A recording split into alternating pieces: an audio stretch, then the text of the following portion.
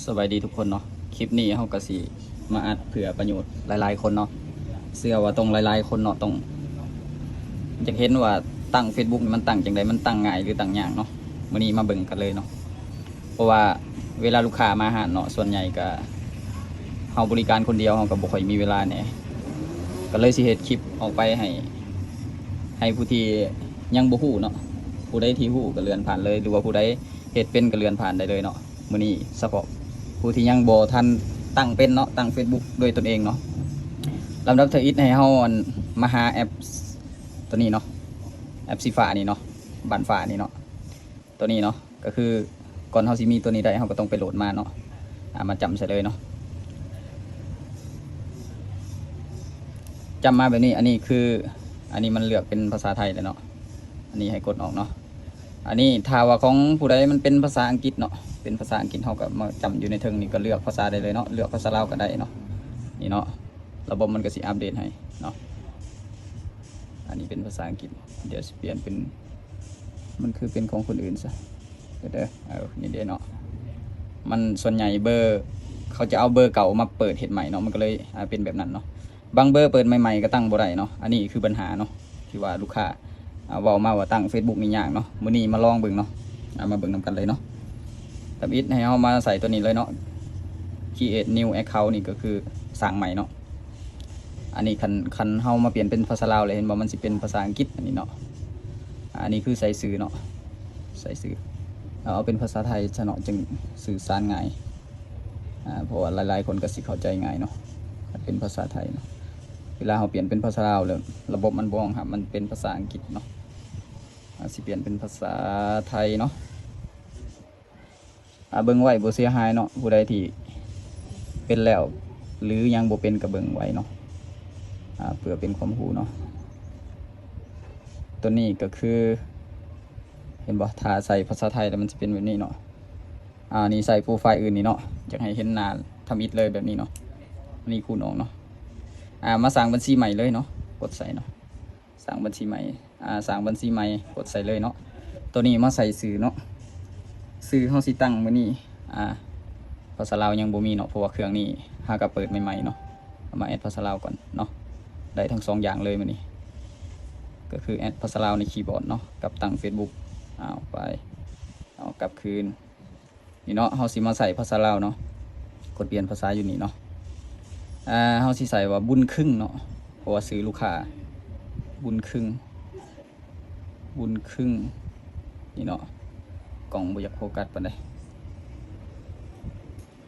บุญครึ่งเดี๋ยวเด้อเขียนบ่ถูกแล้วนี่บุญครึ่งเนาะบุญครึ่ง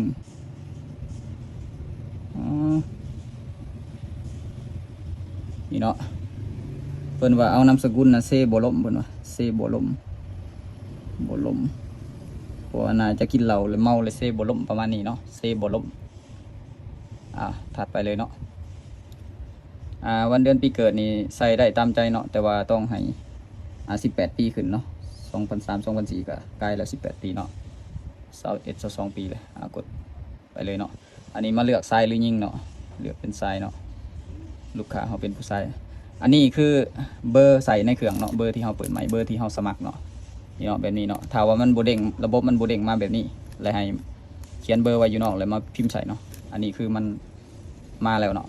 แล้วก็กดถัดไปเลยเนาะหลังจากนั้นตั้งรหัสผ่านเนาะรหัสผ่านนี้ให้ตั้งเป็นแนวใดก็ได้เนาะที่ว่ามันจือง่ายๆแต่ว่าเขาสิตั้งเป็น223344เนาะแบบนี้เนาะแล้วก็แอดเข้าไปเนาะ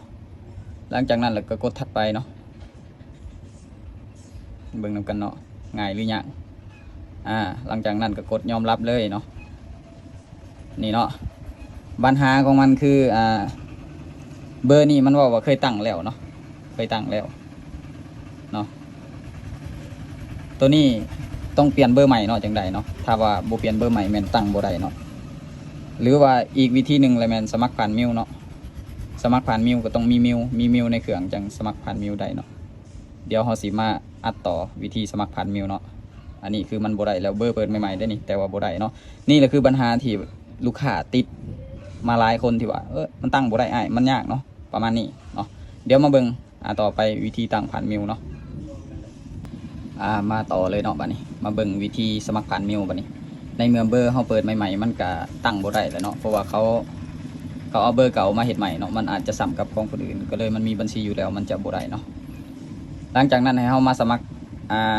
งานด้วยมิวเนาะมาจำใส่ตัวหลุมนี้เนาะนี่เนาะมิวในเครื่องจะเด้งขึ้นมาเนาะแต่ว่าทุกเครื่องมันก็ต้องมีมิวอะไรเนาะโดยผ่านการขั้นตอนตั้งมิวมาก่อนเนาะจึงสามารถสมัครผ่านมิวได้เนาะแต่เครื่องต้องมีมิวเด้อตัวนี้จึงสมัครได้เนาะกดถัดไปเลยเนาะนี่เนาะยอมรับลองเบิ่งเนาะว่าสิผ่านบ่หลังจากนั้นมีแต่รอเนาะคลิปนี้ก็สิยาวในหน่อยหนึ่งเนาะบ่ยาวในหน่อยหนึ่งยาวอลีนี่แหละเนาะ เกือบ8 นาทีหรือ10 นาทีพุ่นแหละเนาะเบิ่งตัวจริงเนาะอันนี้มันถามว่ายืนยันผ่านเบอร์บ่หรือผ่านมิวเพราะว่าเขาใส่ผ่านมิวเขาก็ใส่มิวเนาะใส่ตัวหลุมเนาะตัวหลุมก็คือมันจะเด้งไปหามิวเนาะรหัสยืนยันมันจะเด้งไปหามิวนี่เนาะไปเอาอยู่อีเมลไปเอาแบบใดบัดนี้เนาะมากดย้อนกลับลงนี่เนาะมาเอาอยู่อีเมลบัดนี้อีเมลมาเอาอยู่นี่มันจำใส่นี่เนาะนี่เนาะจำปุ๊บใส่นี่เนาะหลังจากนั้นมันก็สิเด้งเข้ามาแล้วก็รับสาบไปเลยเนาะอันนี้พาเขาไปหามิวเลยเนาะก็ยุ่งยากอยู่เนาะตัวนี้ถ้าว่าเขาสมัครบ่ผ่านเบอร์แล้วผ่านเบอร์บ่ผ่านแล้วมาสมัครผ่านมิวนี่มันสิยากขั้นตอนยืนยันเนาะเดี๋ยวรหัสยืนยันมาเลยเนาะ10554เนาะหลังจากนั้นให้เขากดย่อนตัวนี้ลงมาเนาะแล้วมาจำตัวนี้ขึ้นเนาะ10554เนาะแล้วก็กดถัดไปเนาะนี่เนาะคือยืนยันสำเร็จแล้วเนาะนี่เนาะหลังจากนั้นก็มันจะทำบ่เพิ่มผู้โปรไฟล์บ่เนาะเขากับบ่ต้องเพิ่มเนาะเพราะว่าเขาสิไปเพิ่มใส่น้ำหลังเนาะหลังจากนั้นแล้วก็เปิดตัวนี้เนาะตัวนี้สำคัญคือให้เปิดเนาะเพื่อให้เห็นเพื่อนคนอื่นเนาะแล้วก็กดถัดไปเนาะตัวนี้เพิ่มเลขไม้บ่เพิ่มเนาะกดข้ามเลยตัวนี้ก็ข้ามเนาะข้ามไปเนาะสำนี้ในแม่นแล้วเนาะถ้าว่าเขาอยากมาเพ้อเวอร์อยู่คักแท้นี่เนาะมีแต่คนดวงเฮง ขึ้นฟีดดีขนาดเนาะหลังจากนั้นเขาอยากเพิ่มเพื่อนเขาก็กดใส่แถวนี้เนาะแล้วก็พิมพ์ใส่เนาะการสมัคร Facebook โดยตนเองก็สิประมาณนี้เนาะก็ยาวเติบอยู่เนาะแล้วก็สำเร็จเนาะถ้าว่าเขาอยากเอาไป Messenger ก็กดใส่นี่เลยเนาะให้มันโทรได้ยังไดเนาะก็กดไปเลยเนาะก็สิประมาณนี้ขอบใจหลายๆเนาะที่ติดตามรับชมคลิปจนจบ